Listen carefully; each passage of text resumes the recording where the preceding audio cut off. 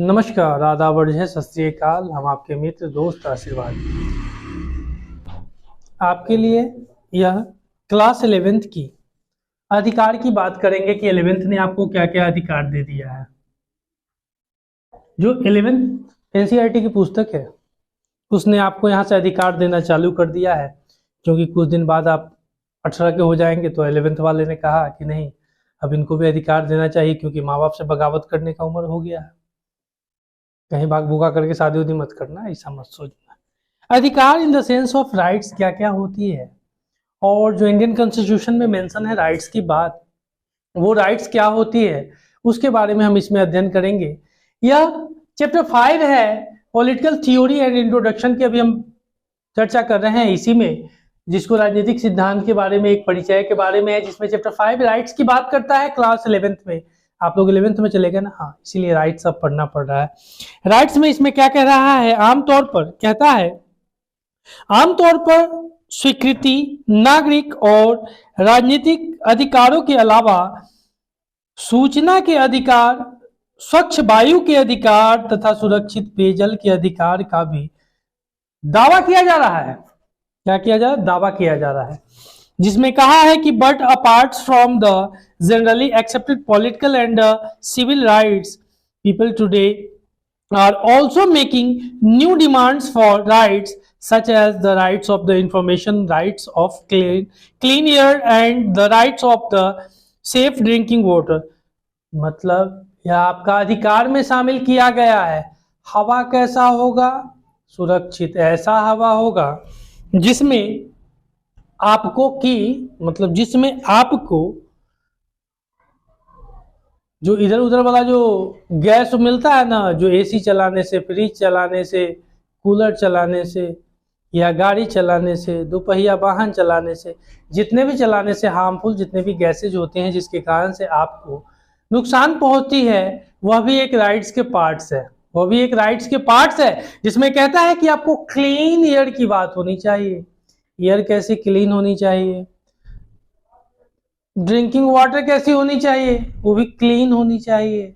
यमुना जी का गंदा वाला पानी मत पीजिएगा, नहीं तो बीमारी हो जाएगा।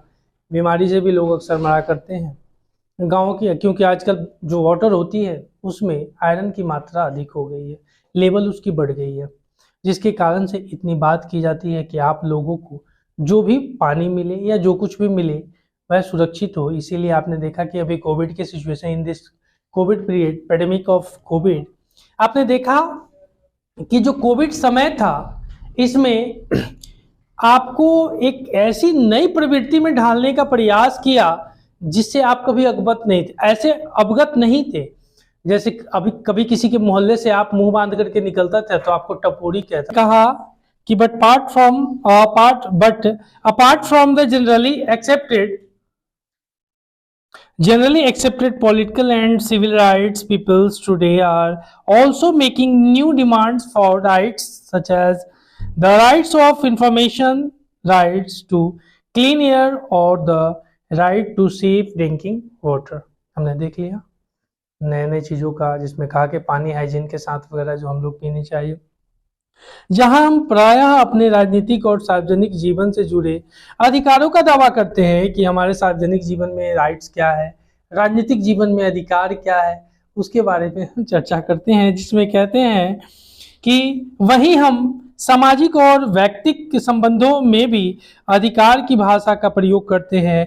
मसलन हम अपना कैरियर चुनने और देश में बेरोक टोक घूमने के अधिकारों की बात करते हैं, आर्टिकल 19 के तहत करते हैं। और तो और न केवल वयस्क मनुष्यों के लिए बल्कि बच्चों, गर्भवती, भ्रूणों और पशुओं के लिए भी अधिकारों का दावा किया जाता है। जैसे आप देखते हैं वाइल्ड लाइफ सेंचुरी वगैरह, इन सब चीज़ों का निर्माण करके पशु वगैरह को संरक्षित किया जाता है, शेर वगैरह, बाघ वगैरह, इन सब चीज़ों के लिए।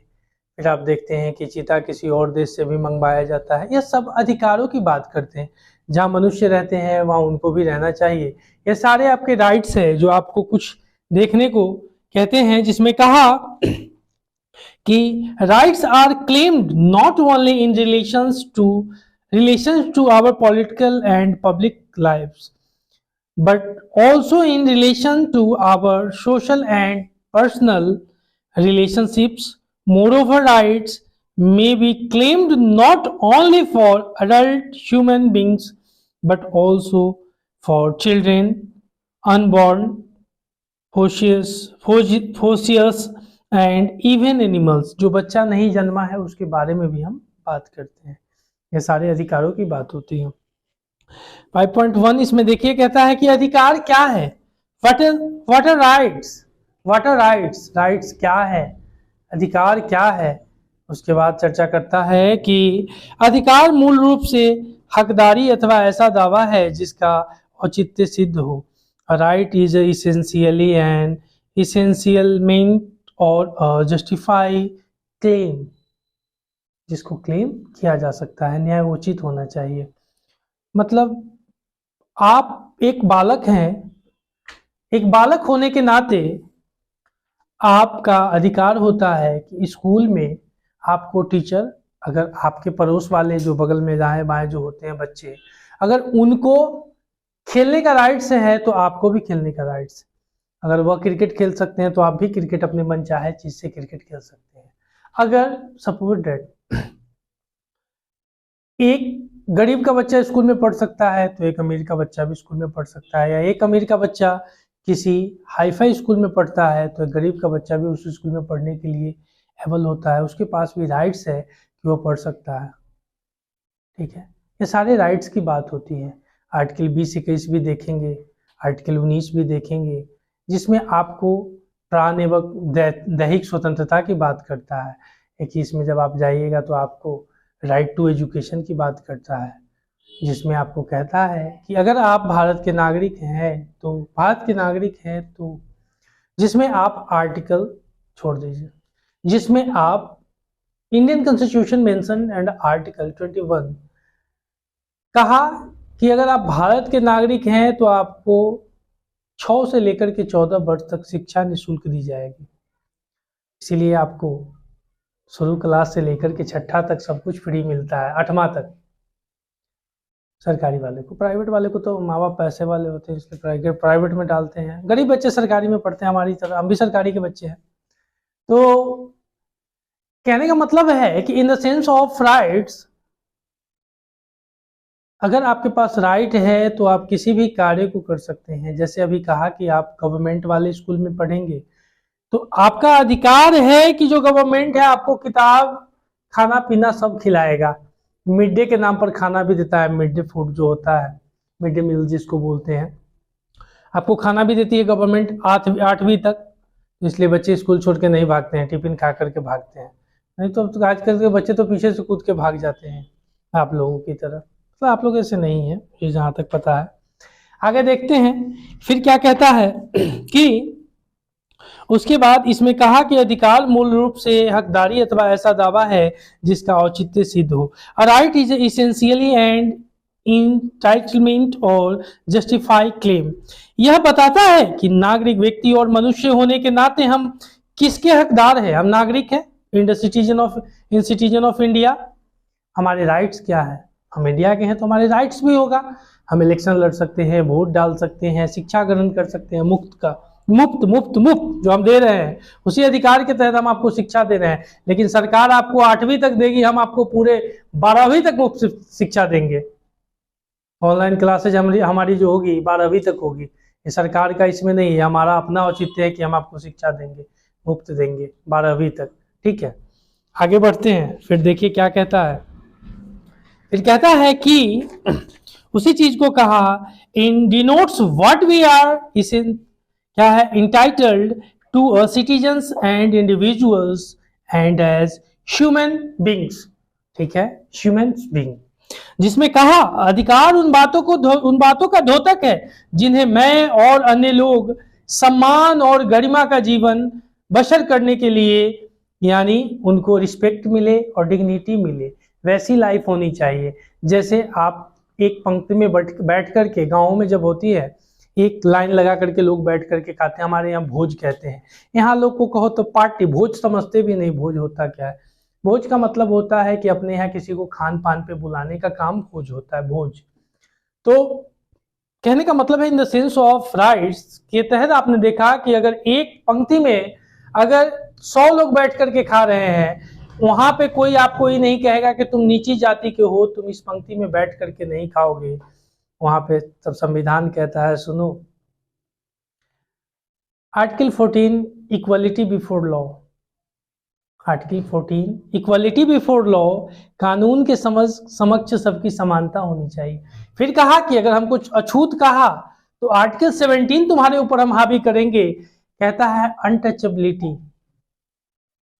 अस्पृश्यता का अंत करना, अनटचेबिलिटी। कहा कि तुम गांव में अब राय साहब नहीं कहलाओगे, राय साहब कहलाओगे तो तुमको हम तोड़ देंगे, कानून कहता है। हाँ, सेना की उपाधि तुमको मिलेगी, कर्नल, जनरल, फर्नल जो भी है आपको मिल सकता है, राष्ट्रपति, उपराष्ट्रपति का उपाधि आपको मिल सकता है, बट लेकिन आप राय साहब, राणा प्रताप या सिंह साहब किसी इस तरह के टाइटल के आप हकदार नहीं होंगे।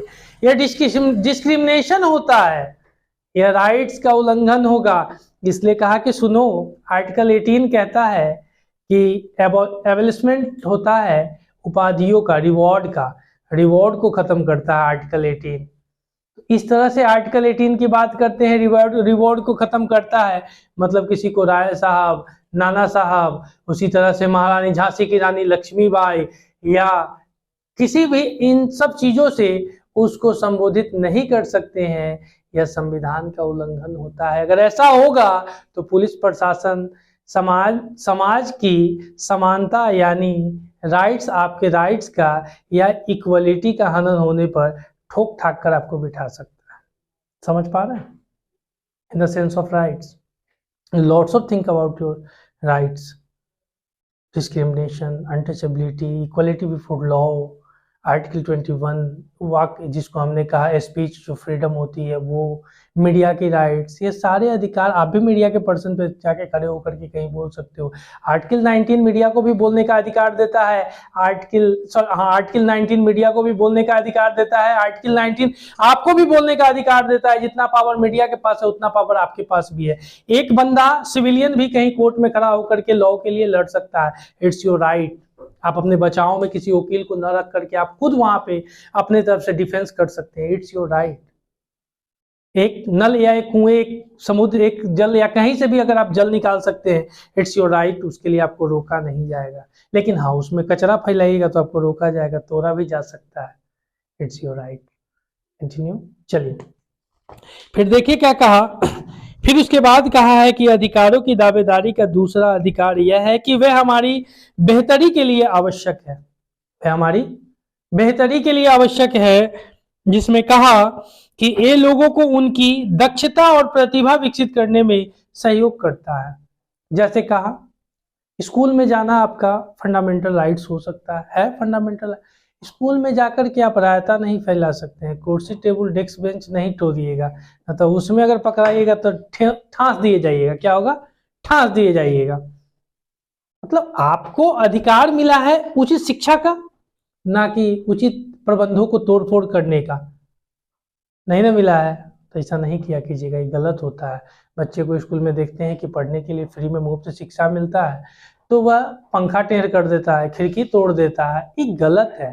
एक तो आपको फ्री में शिक्षा मिल रही है, माना फंडामेंटल राइट है, लेकिन फंडामेंटल राइट होने का मतलब है कि आप राज्य की धरोहर को क्षति ना पहुंचाए, यह गलत है। आप मान लीजिए आप तोड़ रहे हैं, आपके बाद वाले क्लास भी तो पढ़ेंगे, उनके लिए तो फिर गर्मी का सामना करना पड़ेगा। ये तो नहीं कि सरकार का चीज 2 दिन में आपको लगा देता है, नहीं लगता है, सालों साल लग जाती है। तो आप अपने राइट्स का उल्लंघन ना करें, उस राइट्स को सही तरीके से समझें कि आपके राइट्स जो अधिकार मिले हैं उसको हम किस तरह से फॉलो करें। ठीक है, चलिए देखिएगा, सहयोग देते हैं। उदाहरणार्थ शिक्षा का अधिकार, अभी बताया शिक्षा का अधिकार, राइट टू एजुकेशन उसको कहते हैं इंग्लिश में, राइट टू एजुकेशन हमारी तर्क शक्ति विकसित करने में मदद करता है और हमें उपयोगी कौशल प्रदान करता है, स्किल प्रदान करता है, और जीवन में सूझबूझ के साथ चयन करने में सक्षम बनाता है। हमने उसकी अभी बताया किस तरह से शिक्षा का अधिकार आपका एक तरह से फंडामेंटल राइट्स। ठीक है, आगे देखिए फिर कहता है, उसके बाद कहता है कि अधिकारों की दावेदारी का दूसरा आधार यह है कि वे हमारी बेहतरी के लिए आवश्यक है।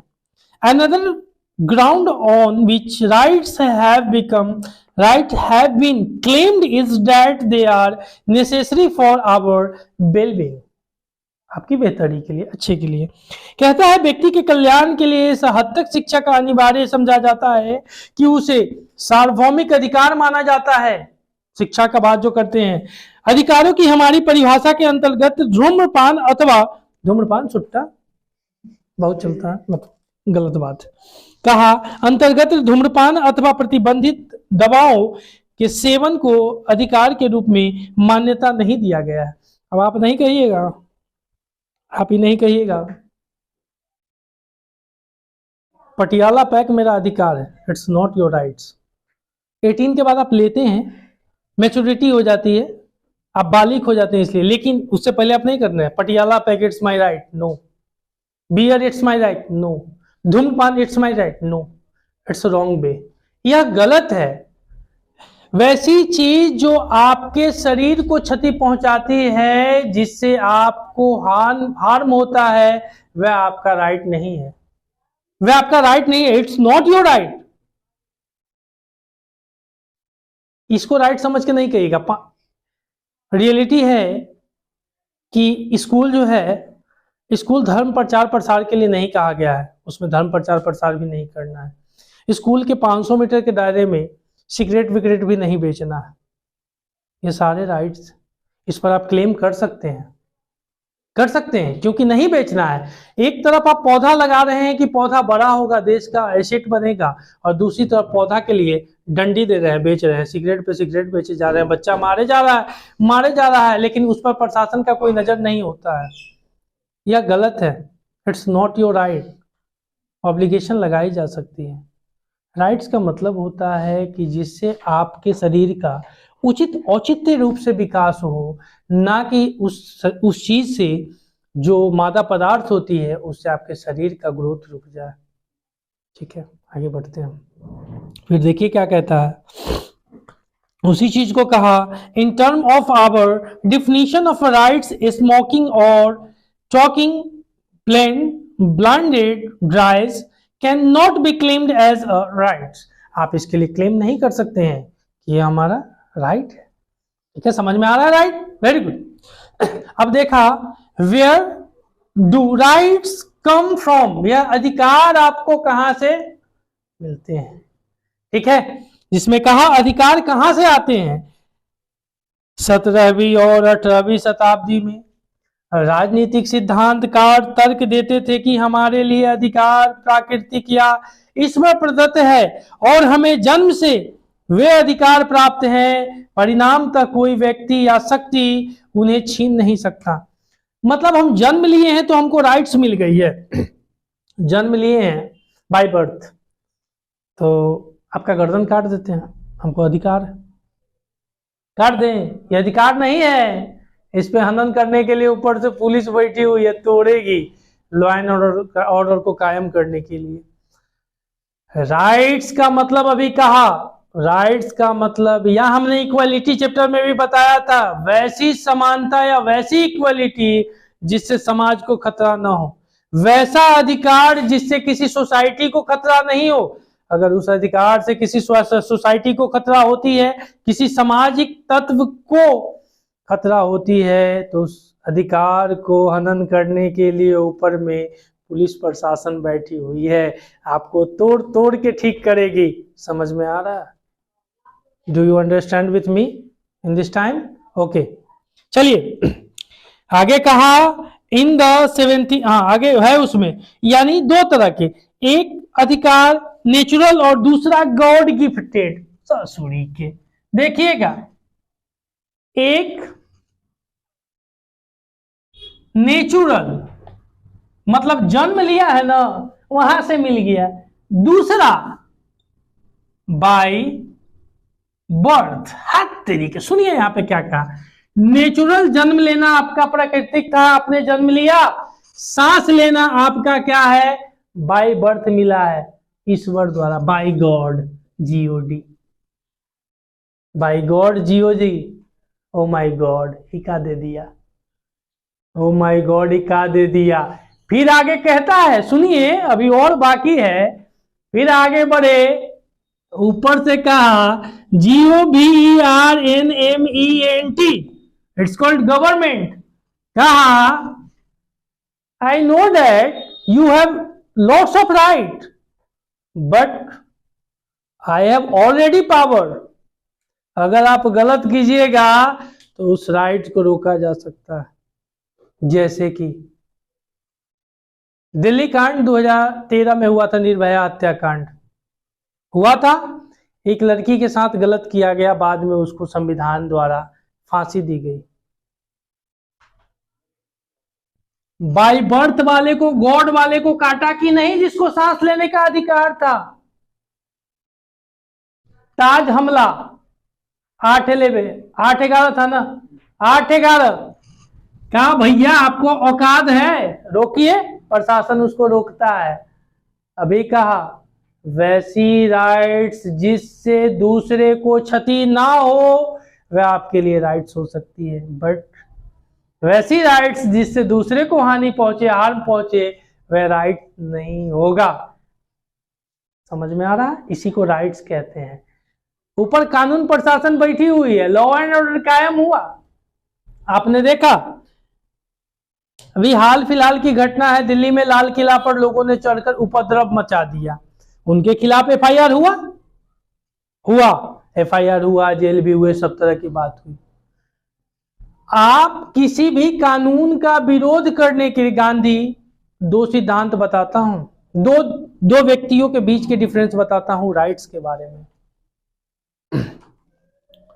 आप पढ़ेंगे गांधी को, गांधी जी जिनको कहते हैं, सुकरात, दोनों के बीच में पूछता है कभी कभी यूपीएससी वाले एस्पिरेंट से कि सुकरात ने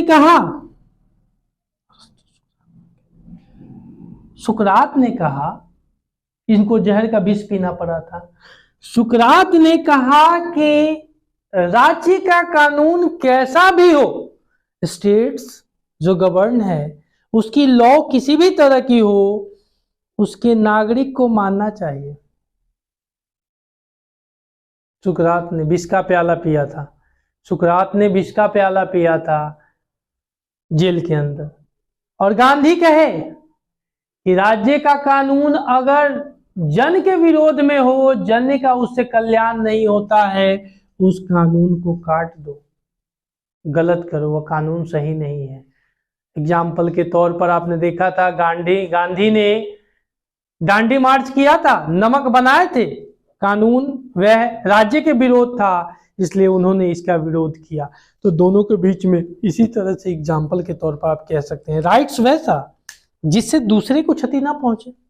अधिकार हमको मिला है ना कि हम गाड़ी, मान के चलिए गाड़ी हम यहां से चला रहे हैं 80-90 चला रहे हैं, हाँ, दूसरा रोड पर आ गया, उसको ठुका गया। अधिकार का मतलब था आपको गाड़ी रोड पर चलाना, सेफ जर्नी आपकी थी। अधिकार आपको नहीं मिला कि दूसरे को ठोक करके आपको स्विप कीजिए, ऐसा नहीं अधिकार है। It's not your right, it's not your fundamental rights, it's not your fundamental duty, यानी मौलिक कर्तव्य। कारण क्या था? रोड पर मन चले चलते हैं, बुलेट का फुट करते हुए, उनका अधिकार नहीं है। अधिकार उनको गाड़ी चलाना हो सकता है, ड्राइविंग लाइसेंस बना करके RTO उनको दे सकती है, लेकिन अधिकार के तौर पे नहीं कहती कि आप पटाखा फोड़ते चलो, फोड़ पूरे दिल्ली या पूरे हर जगह वही गंद मचा के फैले हुए। उन लोगों को कुछ नहीं करना चाहिए भैया, उन लोगों को तो पहले खड़ा करके नंगा करके दम तक तोड़ना चाहिए।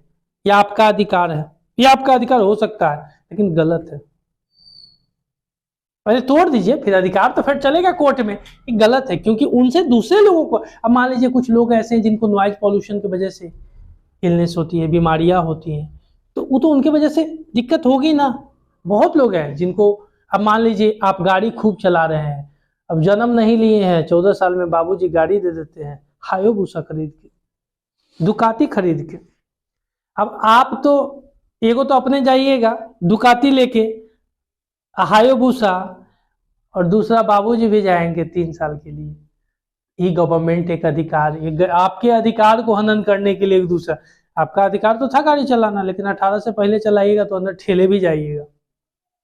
कुछ हद तक अगर जिससे लगता है कि यह परिधि जो है जिससे कुछ अगर लैप्स होता है, उन चीजों को अंकुश लगाने के लिए गवर्नमेंट अपने कदम उठा सकती है। ठीक है, आपको पता है कि बिल ला करके उन सब चीजों के द्वारा उसको रोका जा सकता है। 17th and 18th century political theorists argues that rights are given to us by nature or gods. This meant that rights were not conferred by a ruler or a society.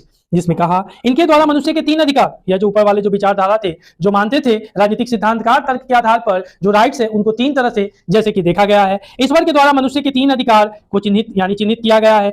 जीवन का अधिकार, इनके द्वारा जीवन का अधिकार, स्वतंत्रता का अधिकार और संपत्ति का अधिकार। राइट टू प्रॉपर्टी का अधिकार जो है उसको एबॉलिश कर दिया गया है, उसको राइट टू लॉ के तहत, उसको न्यायिक अधिकार के तहत जैसे शामिल करता है। तो वहां पे जो राइट टू प्रॉपर्टी है उसको आर्टिकल जो 301 में था उसको खत्म कर दिया गया है। उससे पहले आपकी जो फंडामेंटल राइट्स थी, मौलिक अधिकार व 7 थी, संपत्ति के अधिकार को खत्म कर दिया गया है, जिसमें कहता है कि आगे अन्य तमाम अधिकार इन बुनियादी अधिकारों से ही निकले हैं। हम इन अधिकारों का दावा करें या ना करें, व्यक्ति होने के नाते हमें ये प्राप्त है। ठीक है, जैसे हम जीवन का अधिकार, जीने का अधिकार दिया गया है, उसी तरह से स्वतंत्रता का अधिकार भी हमको दिया गया है। इसीलिए तो आर्टिकल 12 से लेकर के आर्टिकल 15 तक आपको राइट्स की बात करता है, जिसमें आपको FR राइट्स दिए गए हैं, जिनको फंडामेंटल राइट्स बोलते हैं, मूल अधिकार बोलते हैं, मौलिक अधिकार बोलते हैं, सारे इसी के नाम है।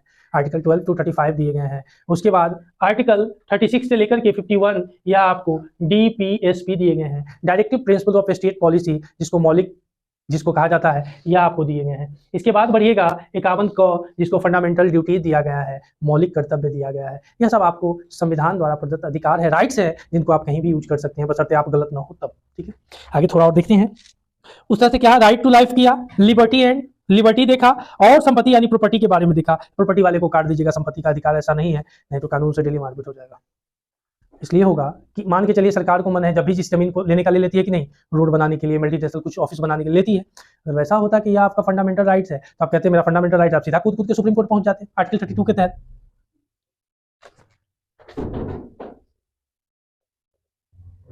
Article 32, article 226, you have two articles, you can go Supreme Court and High Court. You can go Supreme Court and High Court. Why? I can Supreme Court and High Court. Save your FR fundamental rights. क्यों? अपने fundamental rights को बचाने के लिए आप यहां जा सकते हैं। ठीक है, चलिए। अन्य तमाम अधिकार इन बुनियादी अधिकारों से ही निकले हैं। हम इन अधिकारों का दावा करें या ना करें, व्यक्ति होने के नाते हमें ये प्राप्त है। All other rights were said to be derived from these basis rights. The idea that we are born with creation's rights is a very powerful notion because it implies that no state or organization should take away what has been given by the law of nature. ठीक है,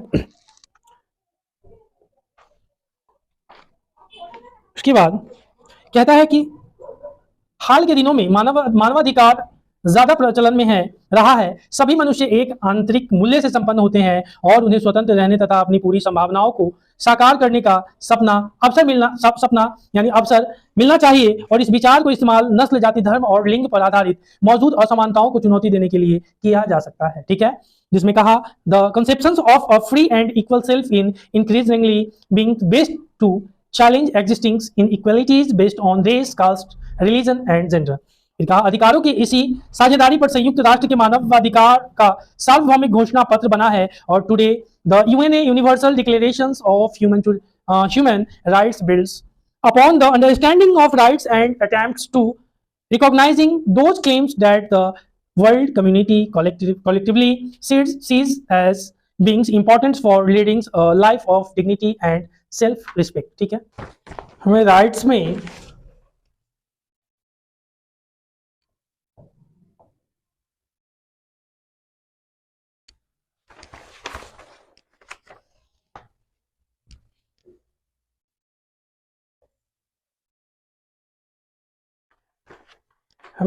में can't के बारे में देखना है। जो हम कांट के बारे में कि कांट चाचा क्या कहते हैं उसके बारे में देखते हैं। ध्यान दीजिएगा, इसमें है कि मानव गरिमा के बारे में कांट के क्या विचार रहे हैं। Can't on human dignity dignity क्या होती है कि मानव के साथ अगर किसी भी तरह का भेदभाव यानी पार्शियलिटी नहीं किया जाएगा, उसी को हम उसकी डिग्निटी की बात कहते हैं। अगर कोई व्यक्ति को हम सोफा पे बैठा रहे हैं तो दूसरे व्यक्ति को ज़मीन पे बैठने के लिए हम नहीं कहेंगे। अगर ज़मीन पे बैठने के लिए कहेंगे तो वहाँ उनके साथ पार्शियलिटी का भेदभाव होगा, जिनके साथ ज़मीन पे बैठने के लिए कहा गया है उनके लिए। तो हम उसी के देखते हैं। हर चीज़ की या तो कीमत होती है, कांट कहते हैं हर चीज़ की अपनी कीमत होती है, या गरिमा, जिसकी कीमत होती है उसकी जगह उसके समूल्य कोई दूसरी चीज भी रखी जा सकती है। इसके विपरीत जो तमाम कीमतों से ऊपर होकर और जिसका कोई समूल्य न हो उसकी गरिमा होती है। जैसे कांट कहते हैं कि हर चीज की अपनी कीमत होती है और जिसकी कीमत होती है उसके समतुल्य और भी कोई वस्तु की भी कीमत हो सकती है। That means कहने का मतलब है, कांट ने कहा कि everything has either a price or a dignity. What has a price is such that something else can also be put in its place as its equivalent. By contrast, that which is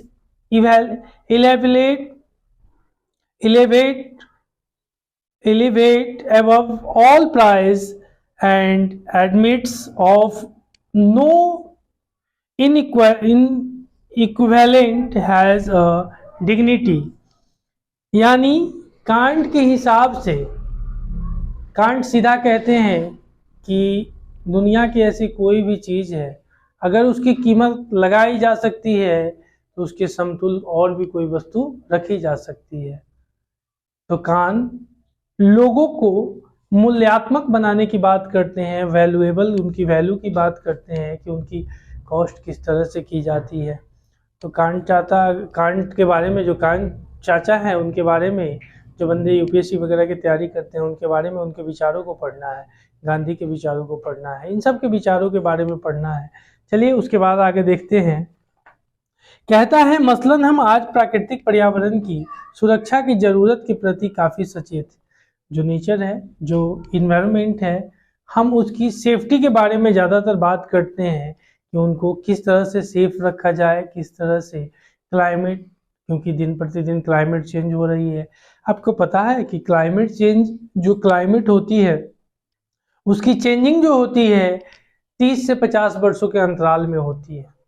मौसम यानी जो season है वह सब चंद दिनों का मेहमान होता है। और इसी तरह से कहता है कि और इनमें स्वच्छ हवा, शुद्ध जल, टिकाऊ विकास, सस्टेनेबल डेवलपमेंट जैसे अधिकारों की मांग पैदा की है। For instant we are very conscious today of the need to protect the natural environment and challenges. For instance, we are very conscious today of the need of protect the natural environment and the has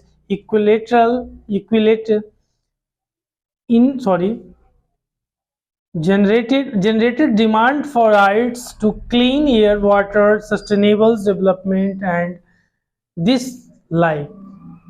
कहने का मतलब है अभी जो समय चल रहा है, आपको एक स्टॉकहोम सम्मेलन वगैरह हुआ था, COP20 हुआ था, COP21 हुआ था, यह सब पर्यावरण बचाने के लिए कुछ 1972 से पहलकदमी हुई थी, जिसमें लोगों ने कहा कि जो इकोसिस्टम है, जो पर्यावरण, जो पृथ्वी है, वो 200 वर्षों में नष्ट हो जाएगी, क्योंकि हम अंधाधुंध विकास की तरफ बढ़ रहे हैं। आज भी इमिशन की बात होती है तो ज़्यादातर यह डेवलपमेंट कंट्री द्वारा पॉल्यूशन फैलाए जाते हैं। तो पॉल्यूशन से क्या होता है कि जो आप देखते हैं कि यूवी रेज होती है, कहा जाता है ऊपर वाले जो परत होती है, ओजोन लेयर जिसको कहते हैं, उनमें छिद्र होते जा रही है।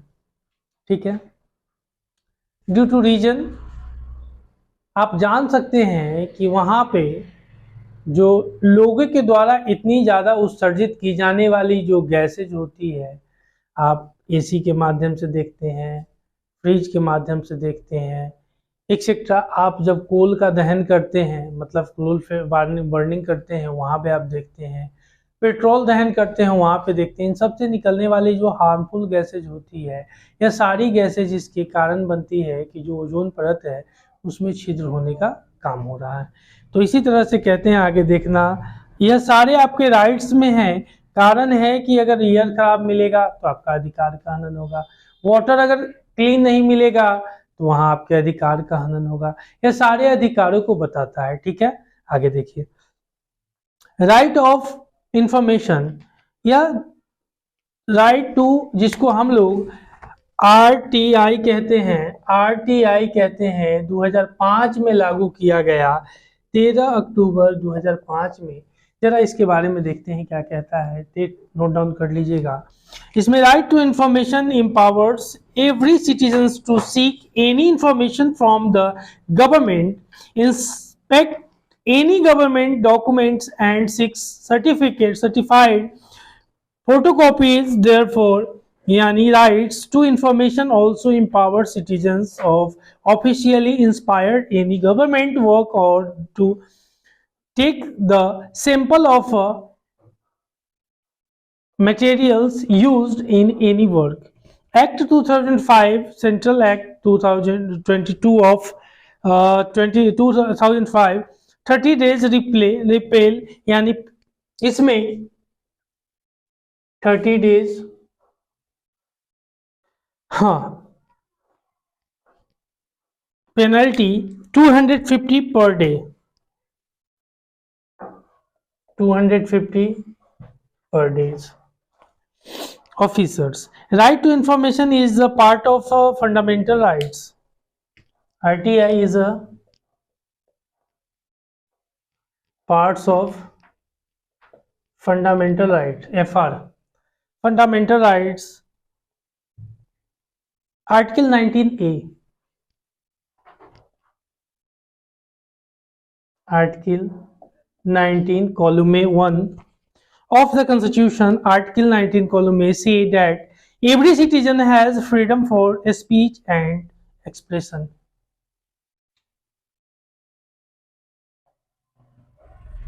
Every citizen has freedom, note down कर लेना, freedom of speech and expression. Even thought RTI is the fundamental rights, still we need RTI Act is given to this right. Any government departments and told the officer there.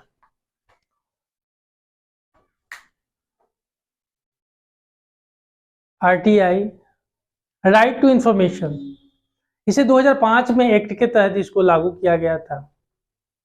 Due to reason of implement of RTI, आप देखते थे जितने भी government अधिकारी वगैरह, हम वहां पे जो काम करते थे, गवर्नमेंट अधिकारी के यहाँ किसी काम के लिए जाओ तो वह टहल बटोल करके, जिसको रेड टेपिज्म बोलते हैं, रेड टेपिज्म बोलते हैं, लाल फीताशाही बोलते हैं, तो उसको टाल बटोल करके दूसरे जगह भेज दिया जाता था।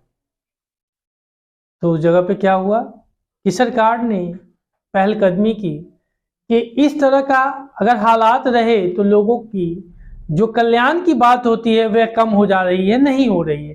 तो सरकार ने एक डिसीजन लिया, RTI, राइट टू इंफॉर्मेशन के माध्यम से, यानी सूचना का अधिकार हिंदी में इसको बोलते हैं, सूचना का अधिकार।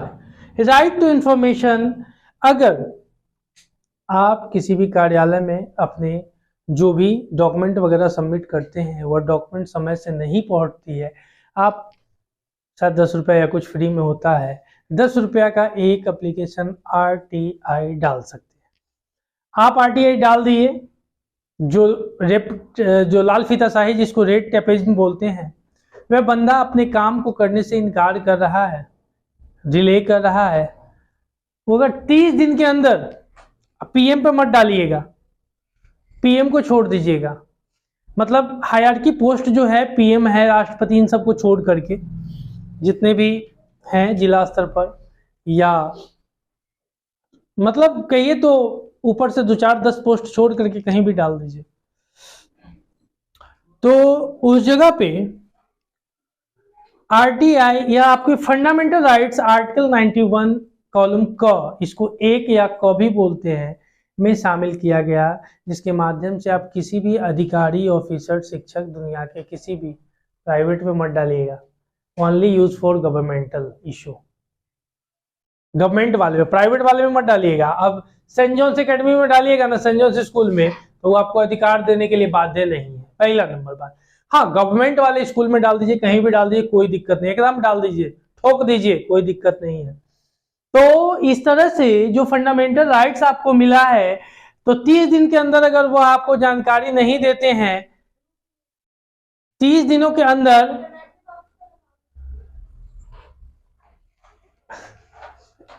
नहीं अभी उसमें गया है, ले आओ ध्रुव को, जाके ले आओ, ले आओ तो जाओ मनप्रीत, ले आ रहा है,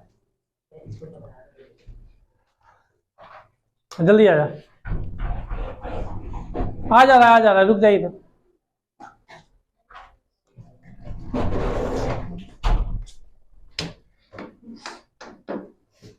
सब भूल जाता है आदमी जब कंटिन्यू में रहो ना। अब तुमको भी जाना, अरे इसको भी छोड़ के आ जा, जो जल्दी भाग, जल्दी कर, फुआ के ऐसा के तैसन पहुंचा के अभी जो फुआ को यहाँ 2-3 दिन ले आओ बैठने के लिए, उठ के जेबे नहीं करेंगे, एक ही अरे सही में बकलोल हते की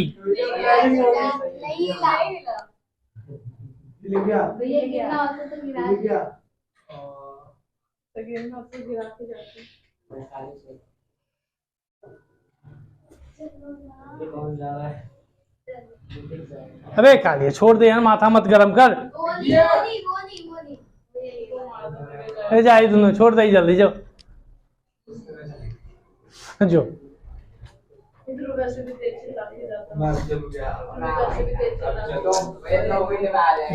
नहीं, इसको छोड़ दे,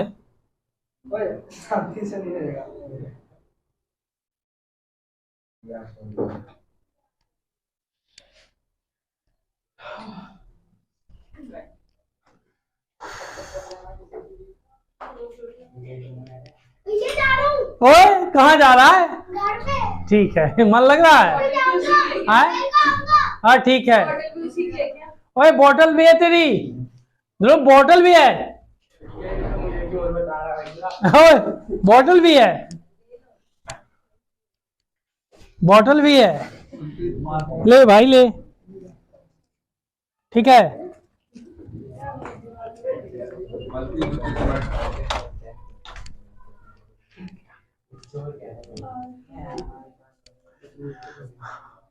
आर्टिकल 19 ए यानी 1, every citizen has freedom of speech and expression, वाक्य एवं अभिव्यक्ति की स्वतंत्रता आपको फंडामेंटल राइट्स देता है, जिसमें यह सब फंडामेंटल राइट्स है, total 6 rights, you have 6 rights.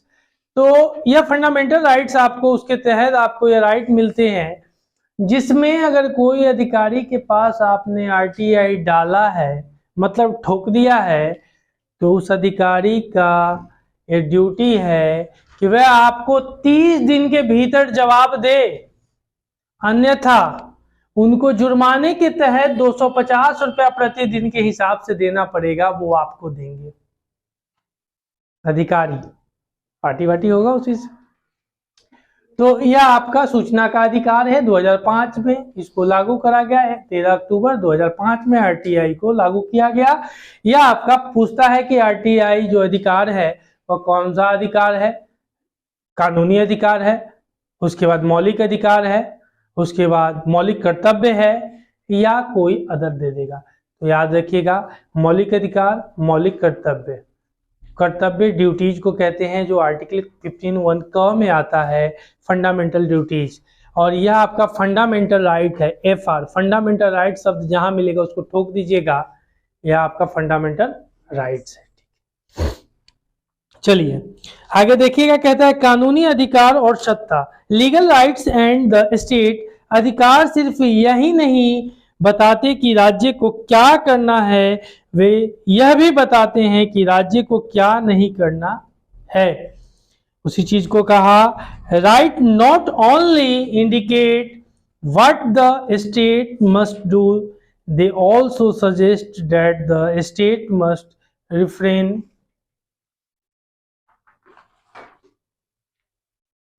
from doing.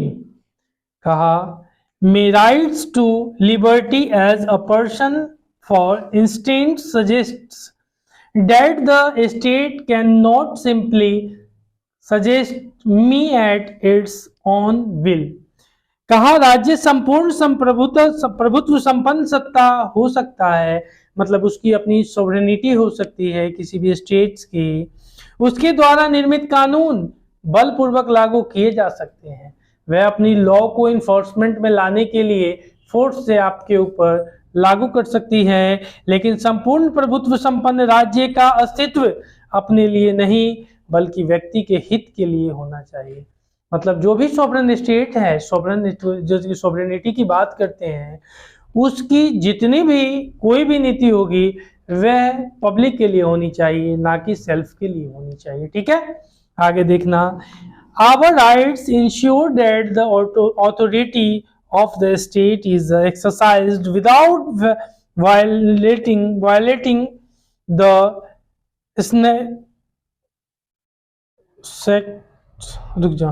sanctity यानी पवित्रता उसको बोलते हैं of individual life and liberty. The states may be the sovereign authority. The law it makes may be enforced with force यानी बल से लागू करना। ठीक है, enforced with force यानी बल से लागू करना होता है। But the sovereignty state exists not for its own sake यानी खुद की खातिर, ऑन सेक का मतलब, but for the sake of the individuals, जिसमें कहा कि यह किसी इंडिविजुअल्स के लिए नहीं हो सकता है यह राइट्स। ठीक है, उसके बाद कहता है जैसे अधिकारों के प्रकार, काइंड्स ऑफ राइट्स, कुछ अधिकार जैसे जीने का अधिकार, स्वतंत्रता का अधिकार, समान व्यवहार का अधिकार और राजनीतिक भागीदारी का अधिकार ऐसे बुनियादी अधिकार के रूप में मान्य हैं जिन्हें प्राथमिकता देना है, जो कि प्राइमरी राइट्स के तौर पर हम उसको एस्टेब्लिश करना है। ठीक है, ध्यान दीजिएगा। फिर कहता है नागरिक स्वतंत्रता और अधिकार मिलकर किसी सरकार की लोकतांत्रिक प्रणाली की बुनियाद का निर्माण करते हैं। कहा collectively civil liberties and political rights form the basis of the democratic system of government. Do you understand? Okay. कहा while some rights, primarily the rights of life, liberty, equality, equal treatments and the rights of political participations are seen as the basis rights or that must receive property, that conditions that are necessary for leading a decent life are being recognized as justified claims or rights. Justified claims or rights, उसी चीज को अब आगे देखते हैं जिसमें rights and responsibilities के ऊपर अब चलते हैं।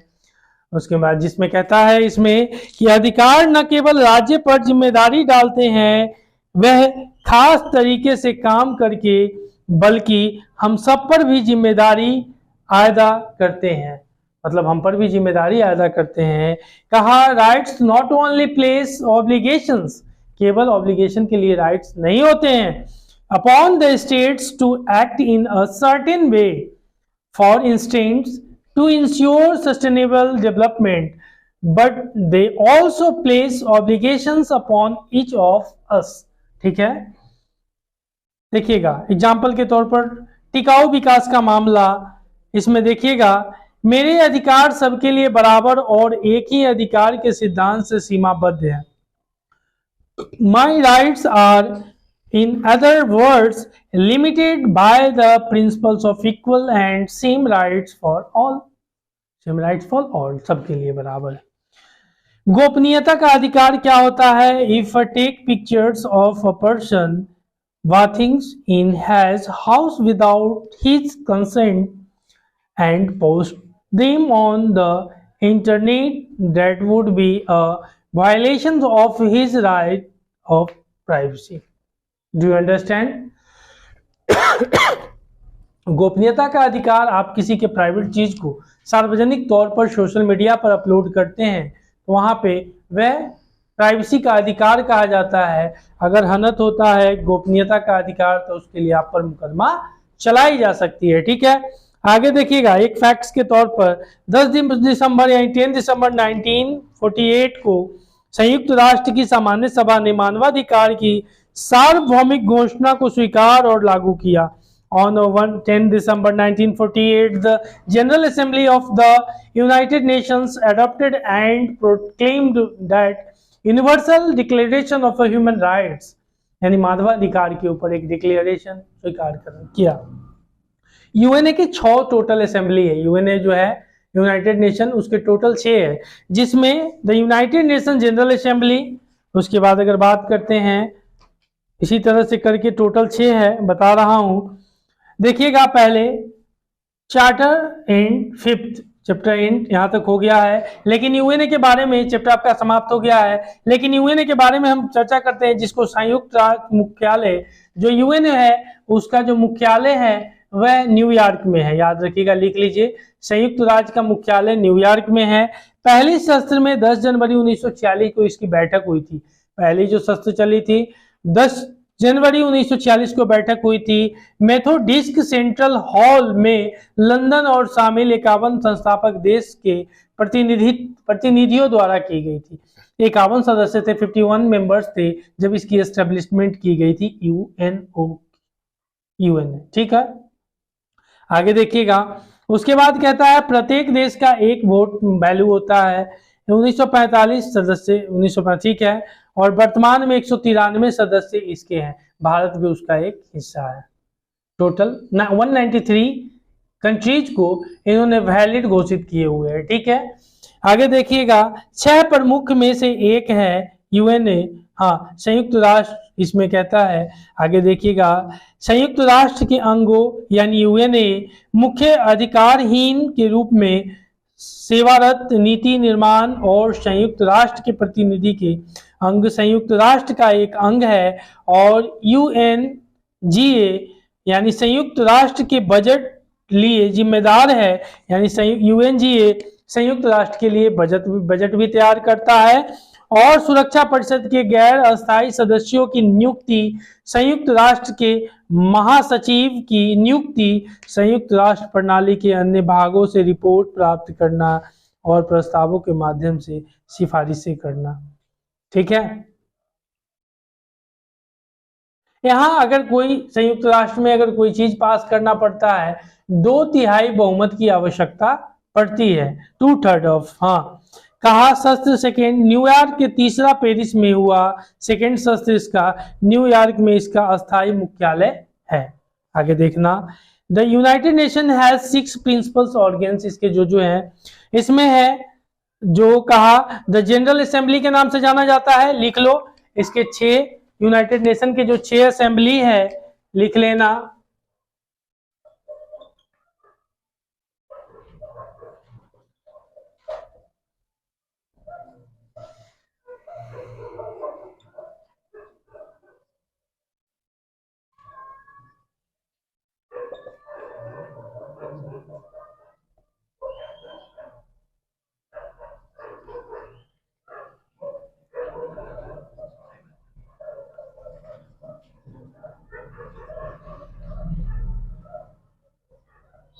महासभा कहते हैं जनरल असेंबली को।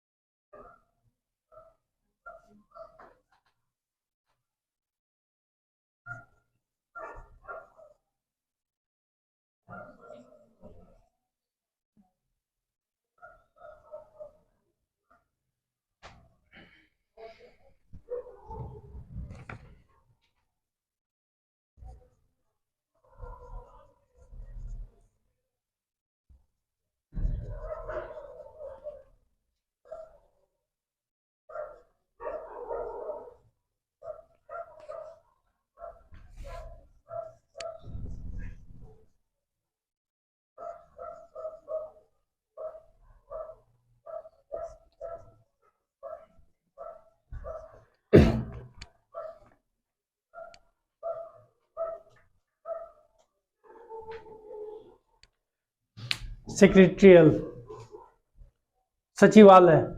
ध्यान दीजिएगा, इसके 6 जो है यूनाइटेड नेशन 6 प्रिंसिपल ऑर्गेन इसमें है।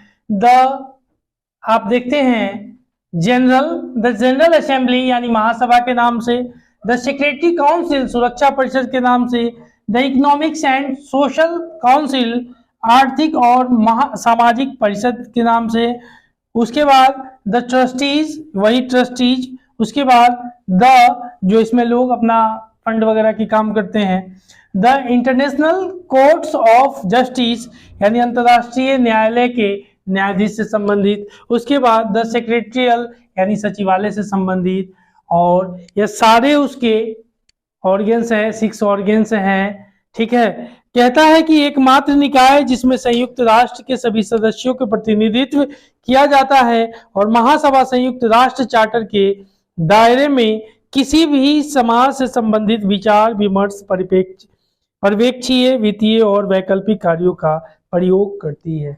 या महासभा के बारे में भी हो गया। और आज आपकी यह राइट्स पूरी तरह से खत्म तो नहीं हुई है, राइट्स तो सब दिन मिलती रहेगी, लेकिन हनन करने के लिए लोग हमेशा बैठे रहेंगे। हर जगह हनन होगा, हर जगह आप उसको सुरक्षित कीजिएगा तो राइट्स समाप्त होता है। तब तक के लिए फिर हम दोबारा अगली क्लास में मिलते हैं। उससे पहले यह कक्षा आपको इन्फिनिटी वन एकेडमी की तरफ से दी जा रही है। आपसे निवेदन है कि ज़्यादा से ज़्यादा इसको शेयर करें, लाइक करें और सब्सक्राइब करें। फिर अगली कक्षा में हम आपसे मिलते हैं। जय भारत, जय हिंद।